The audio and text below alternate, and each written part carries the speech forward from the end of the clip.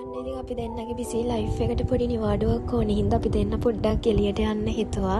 ඉතින් මට ඕනි උනේ බීච් එකට යන්න. ඉතින් එයාව කොහොම හරි කැමති කරගෙන අපි දෙන්නත් එක්ක බීච් එකට යන්න ආවේ හවස 3ට විතර. ඕනි උනේ සන්සෙට් එක බලන්න. මොකද මං හරි මාසයි බීච් එකේ ඉඳන් සන්සෙට් එක බලන්න. ඒක මාරම ලස්සනයි. ඉතින් අපි දෙන්නට ලොකු බඩගින්නක් ඇවිල්ලා අපි දෙන්න පොඩ්ඩක් කඩේක නතර කර අපි දෙන්නට මොනවා හරි කන්න අරගෙන යමු කියලා හිතලා අපි පස්සේ කාලම යන්න තීරණය කරා. මං ආසම මෙතන තියෙන බිත්තර රොටි කපලා හොරි දාලා කන්න. ඒක මාරම රසයි. ඉතින් අයියට ඕනි කිව්වා සපත් එකක් ගන්න. අපි දෙන්න ඊට පස්සේ නිකම්බෝ හෙලංකා එකට ගියා.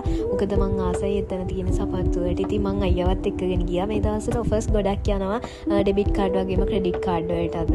ඉතින් එතන සෙට් උන්නේ නැති හින්දා අපි දෙන DSI එකටත් පොඩ්ඩක් ගියා. එතන තමයි අයියට ඕනි මේක තිබුණේ. ඉතින් අපි එතනින් අරගෙන නිකම්බෝ ටවුන් එක පැත්තට යනකොට අපිට මතක් වුණා නයිට් බසාර් එක තියෙනවා නේද? අද සෙනසුරාදා නේද කියලා. ඉතින් ඊට පස්සේ පොඩ්ඩක් යාළුවන්ගෙන් අහලා අපි දෙන්න දැනගෙන හිටියේ නෑ කොතන තියෙන්නේ කියලා. ඉතින් කොහොම හරි අපි එතන හොයාගෙන ගියා.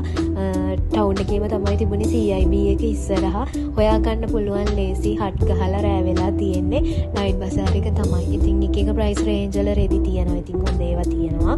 තෝරලා ගන්න පුළුවන්. ඉතින් මම සරුවත් එකක් ඕනි කියලා ඕනිමයි කියලා ඉතින් බිව්වා. මොකද මම කවදාවත් සරුවත් එකක් බීලා තිබුණ නැහැ.